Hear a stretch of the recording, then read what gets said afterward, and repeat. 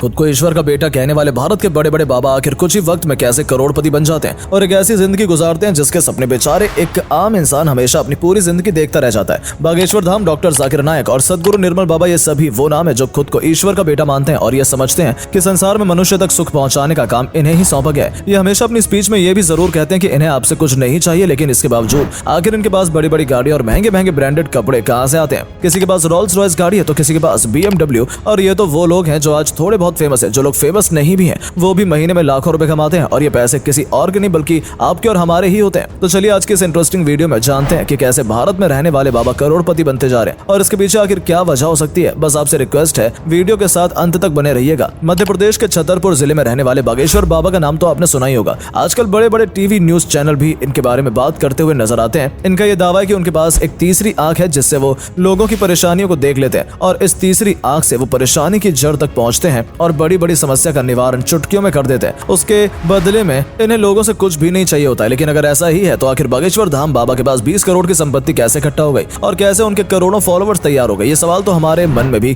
कभी आता नहीं है, क्योंकि ना तो टीवी चैनल पर बागेश्वर धाम बाबा की नेटवर्थ का जिक्र किया जाता है, ना ही इनकी आलीशान जिंदगी के बारे में हमें कोई कहानी सुनने या पढ़ने को मिलती है। हम तो हमेशा यही देखते हैं कि ये लोगों की परेशानियां दूर कर रहे हैं। लोगों के बताने से पहले ही ये उनके घर वालों के नाम जान लेते हैं, तो जरूरी ये ईश्वर के बेटे ही होंगे। और बागेश्वर धाम बाबा का जिक्र तो बस उदाहरण है, बल्कि आप भारत के जितने भी मशहूर बाबाओं के बारे में पढ़ना शुरू करेंगे तो सभी की नेटवर्थ आपको करोड़ों में नजर आएगी। नित्यानंद के पास तकरीबन 20 करोड़ से भी ज्यादा की संपत्ति मौजूद है। डॉक्टर जाकिर नायक जो लोगों को दुनिया भर का ज्ञान देते हैं, उनके पास खुद की 200 करोड़ से भी ज्यादा की संपत्ति मौजूद है। और पूरे भारत में न जाने कितने ऐसे छोटे छोटे बाबा मौजूद हैं जिनके पास बहुत सी संपत्ति मौजूद है, लेकिन अभी तक आसाराम बापू, गुरमीत राम रहीम जैसे बाबाओं का ही पर्दाफाश हो पाया है। और इन लोगों के पास भी करोड़ों की संपत्ति थी और उसका इस्तेमाल ये आज जेल में बंद होकर भी कर रहे हैं। गुरमीत राम रहीम जब से जेल में बंद हुए हैं उसके बाद न जाने कितनी बार इन्हें पेरोल पर बाहर भेजा गया है, जहां पर अपने बचे हुए काम पूरे करके दोबारा जेल में आ जाते हैं और कुछ दिन बाद इन्हें दोबारा पेरोल मिल जाती है। जबकि इस इंसान के ऊपर बलात्कार और हत्या जैसे संगीन आरोप साबित हो चुके हैं। इससे आप काफी हद तक ये भी समझ रहे होंगे कि जिसके पास पैसा है उसके पास आज के समय में पावर भी है, यानी कि बड़े बड़े नेता भी इन बाबाओं के कंट्रोल में है। और ऐसा नहीं है कि यह हाल सिर्फ इंडिया का है, हालांकि इंडिया में यह हाल थोड़ा ज्यादा बुरा होता जा रहा है, लेकिन इंडिया के बाहर भी अगर आप देखेंगे तो वहां भी बहुत से रिचुअल्स लीडर आपको नजर आएंगे जो अपने करोड़ों के फॉलोवर लेकर साथ चलते हैं और डोनेशन के नाम पर उनके पैसों से अपनी तिजोरी भी भर लेते हैं। एक धर्मगुरु जिनका नाम डुप्लेंटिस है, उनके करोड़ों फॉलोवर्स हैं और उन्होंने अपने फॉलोवर्स से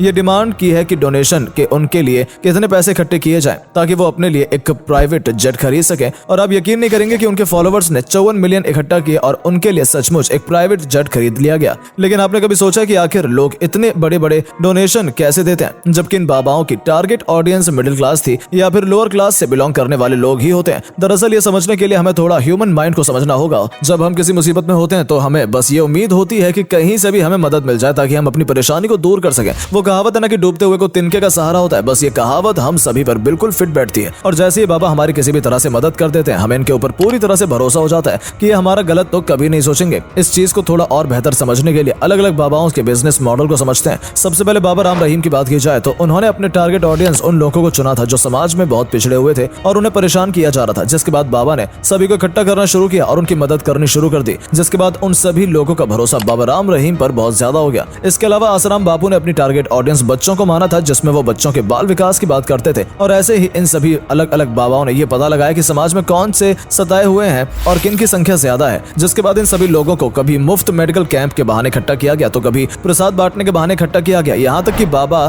तो एक ऐसे भी थे जो अपने प्रसाद में ड्रग्स रखकर इस्तेमाल करते थे ताकि वो लोगों के माइंड को मैनिपुलेट कर सके। और इस तरह से धीरे धीरे जब लोगों का भरोसा इन बाबाओं के ऊपर बढ़ने लगा तो धीरे धीरे डोनेशन की डिमांड करते हैं। अब एग्जांपल के तौर पर मान लीजिए कि 1 करोड़ लोग आपके फॉलोवर्स हैं, तो ऐसे में अगर इंसान सिर्फ 1 रुपए भी डोनेशन के तौर पर देगा तो उसके पास फिर भी 1 करोड़ रुपए इकट्ठा हो जाएंगे। जबकि हर इंसान 1 रुपए तो नहीं, कोई 100 रुपए, कोई 500 रुपए, यहाँ तक कि कोई 1000 या 10,000 तक की डोनेशन भी देता है, जिसकी वजह से इन बाबाओं की तिजोरी भर जाती है और उनकी लाइफस्टाइल में एक बहुत बड़ा चेंज आ जाता है। कहानी सिर्फ यहाँ तक खत्म नहीं होती है, जैसे जैसे उनके फॉलोवर्स बढ़ते जाते हैं उन सभी को इंस्ट्रक्शन दी जाती है कि किस वक्त उन्हें ध्यान लगाना है, किस वक्त प्रसाद के लिए आना और किस वक्त उन्हें बाबा का आशीर्वाद लेने आना है। यानी धीरे धीरे उनके पूरे दिन का प्लान तैयार किया जाता है कि उन्हें दिन भर में क्या क्या करना है और इस तरह से धीरे धीरे करके उनके माइंड को कंट्रोल करने की कोशिश की जाती है। और इतना ही नहीं बल्कि उन्हें थॉट प्रोसेस को भी मैनिपुलेट किया जाता है। आपने भी ऐसी बहुत सी वीडियोस देखी होंगी जिसमें दावा किया जाता है कि बाबा से मिलने से पहले बहुत ज्यादा बीमार थे, लेकिन बाबा से मिलने के बाद उनकी बीमारी छूमंतर हो गई। और ऐसा हकीकत में भी होता है। जैसे मेडिकल साइंस में प्लेसबो इफेक्ट के नाम से जाना जाता है। दरअसल इसमें होता यह है कि पेशेंट को ये बोला जाता है कि उन्हें दवाई दे दी गई है, लेकिन असल में उन्हें किसी भी तरह की दवाई नहीं दी जाती। इसके बाद उनकी बीमारी सचमुच ठीक होने लगती है, क्योंकि उन्होंने अपने माइंड को ही ये समझा लिया है कि उनको